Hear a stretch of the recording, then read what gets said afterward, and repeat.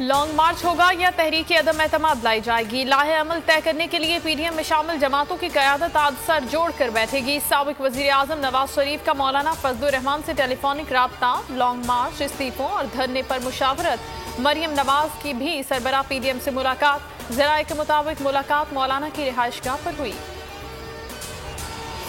कोई शर्म होती है, कोई हया होती है। कहा था इस्तीफे मुंह पर मारेंगे, मगर आज असेंबली में बैठे हैं। कौमी असेंबली में विफाकी वजीर मुराद सईद का इस्तीफे ना देने पर अपोजिशन अरकान पर तंज।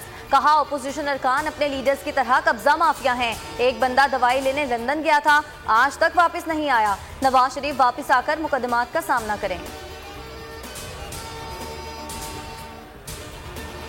सेनेट इलेक्शन ओपन बैलेट से कराने का मिशन। 26वीं आईनी तरमीम का बिल कौमी असम्बली में पेश। अपोजिशन की मुखालिफत, ऐवान में शदीद हंगामा आराई।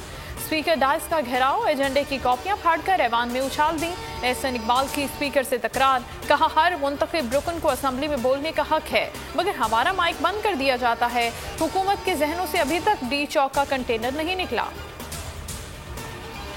किस कानून में है कि रुकने असेंबली पार्टी उम्मीदवार को सेनेट का वोट देने का पाबंद है। सुप्रीम कोर्ट में सदारती रेफरेंस की समाअत के दौरान जस्टिस एजाजुल एहसन का इस्तफसार। तलाश करके अदालत को आगाह करूंगा, अटॉर्नी जनरल का जवाब। चीफ जस्टिस ने रिमार्क्स दिए कि रुकने सूबाई असेंबली सेनेट में पार्टी के खिलाफ वोट दे तो फिर क्या होगा।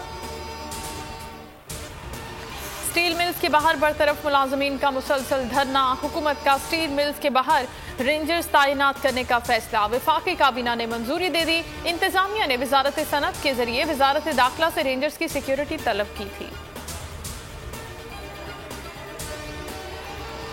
बोल न्यूज के खिलाफ पैमरा की मुतासिबाना कार्रवाइयां। सहाफी, वकला और सिविल सोसाइटी का चेयरमैन पैमरा को हटाने का मुतालबा। 48 रोज हो गए, अवाम को हुकूमती एक्शन का इंतजार।